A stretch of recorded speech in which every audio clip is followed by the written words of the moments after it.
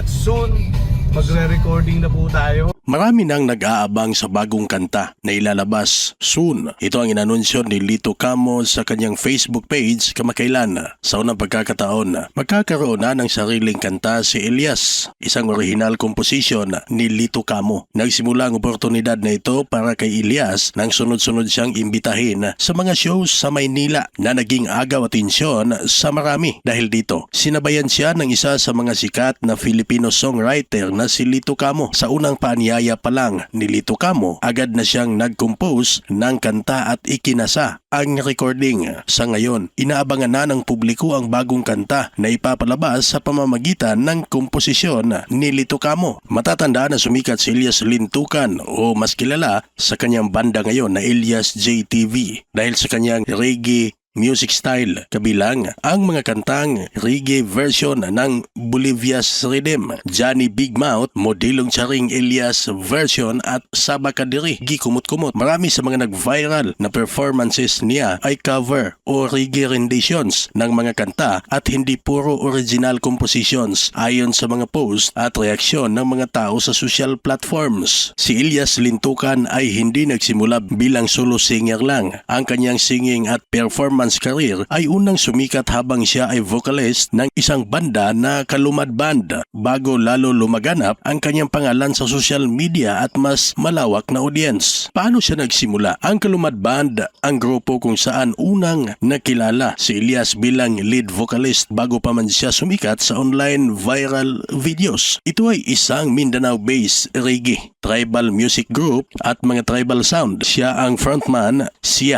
Elias ang frontman nila noong lumakas ang kanilang presensya sa social media at live performances. Ang pag-viral ng kanilang performance kasama ang banda ang isa sa nagtulak kay Elias sa mas malaking kasikatan. Sa madaling salita, ang banda na pinasok at pinag-aniban niya sa simula ng kaniyang singing career ay ang Kalumad Band. Sa kasalukuyan may sariling banda na si Elias na ito'y tinawag na Elias JTV Band na patuloy na sumasahimpapawid sa iba't ibang concerts, mapa Pilipinas man o sa ibang bansa.